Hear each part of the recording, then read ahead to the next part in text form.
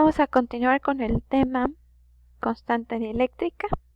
La mayoría de los condensadores tienen entre las placas un material no conductor llamado dieléctrico para proporcionar una rigidez dieléctrica mayor que la del aire. Aquí tenemos un ejemplo. Tenemos dos placas conductoras y en medio está el dieléctrico, o tenemos dos placas metálicas y el dieléctrico.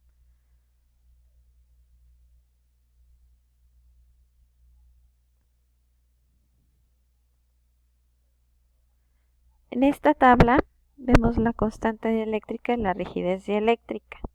Recuerden que les expliqué que en su cuadernillo ustedes iban a tener esta tablita.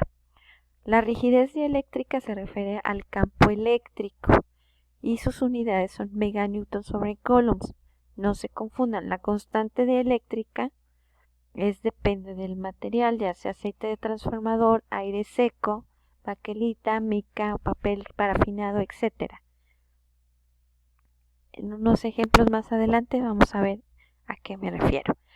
Ventajas de un dieléctrico: proporciona una separación pequeña de las placas sin que hagan contacto, aumenta la capacitancia de un condensador. Además, pueden usar altos voltajes sin peligro de que el dieléctrico alcance el punto de ruptura y proporciona una mayor resistencia mecánica. Debido a la polarización hay una reducción en el campo eléctrico y se determina con esta fórmula. El campo es igual al campo eléctrico en el vacío menos el campo eléctrico en el dieléctrico. La constante dieléctrica K mayúscula para un material concreto se define como la razón de la capacitancia de un condensador entre la capacitancia en el vacío. O bien podemos despejar y podemos tener la constante dieléctrica es igual a la diferencia de potencial en el vacío entre la diferencia de potencial o el campo eléctrico en el vacío entre el campo eléctrico. Asimismo, podríamos despejar la capacitancia y tener que es igual a la constante dieléctrica por la capacitancia en el vacío. Si recuerdas, ya habíamos sacado una fórmula de capacitancia en el vacío que decía que era la permitividad en el vacío por el área entre la distancia. ¿Sí? ¿Por qué aquí estamos incluyendo la letra K? Porque la K, cuando hay vacío entre las placas, es igual a 1. Sé que en la tablita dice 1.0 y algo, pero nosotros no vamos a tomar el punto 0 y algo, sino que vamos a tomar siempre, cuando es el vacío o es el aire, la K igual que 1. Entonces nuestra fórmula se va a simplificar. Entonces la permitividad de un dieléctrico es mayor que la permitividad en el vacío. Entonces nosotros podemos escribir la fórmula de permitividad es igual a la constante dieléctrica por la permitividad del vacío. O despejando, la permitividad es igual entre la permitividad del vacío es igual a la constante dieléctrica, la cual se conoce como permitividad relativa. La ecuación más general para calcular la capacitancia, recuerda, esta sería de manera general si nosotros tenemos como constante dieléctrica el vacío. Ejemplo, un condensador tiene una capacitancia de 6 microfarads si sus placas están separadas 0.8 milímetros por espacio vacío.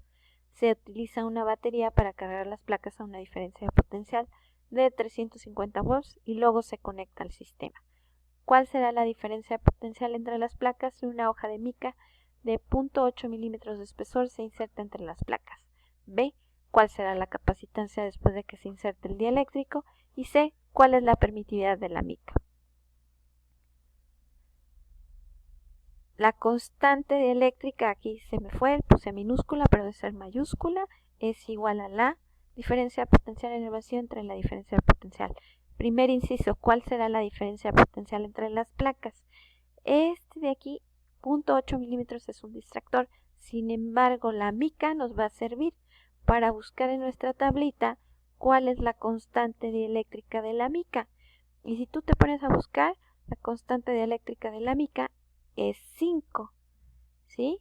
Despejamos esta fórmula para poder sacar la diferencia potencial y tenemos la diferencia de potencial inicial de 350 volts entre la constante dieléctrica de la mica, que es 5, y nos da 70 volts. Inciso B, ¿cuál será la capacitancia? Tenemos esta formulita, entonces de nuevo despejamos. Capacitancia es igual a constante dieléctrica. Recuerda, esta se me fue, no es de Coulomb, es la K mayúscula por la capacitancia en el vacío. Si es mica, entonces volvemos a utilizar 5 y la capacitancia la tomamos del problema, 6 microfarads. Recuerda que en ciertas fórmulas no es necesario convertir a su prefijo a notación científica. Si yo multiplico, de todas maneras voy a obtener 30 microfarads o 30 por 10 a la menos 6 farads. Inciso C, ¿cuál es la permitida de la mica? De nuevo despejo la fórmula y K, recuerda, aquí se me fue, pero K es la de la mica, que es 5, por esta no la sabemos porque la acabábamos de ver, 8.85 por 10 a la menos 12 es la permitida del vacío. Estas son sus unidades, sustituyo y multiplico y me queda que la permitida es 44.2 por 10 a la menos 12. Como hay un problemita en tu cuadernillo, entonces tendrás que consultarlo. Ahora recuerda, aquí hay unos errores donde la K no es la K de Coulomb, es la K mayúscula de la constante dieléctrica para la mica, que viene en la tablita del cuadernillo.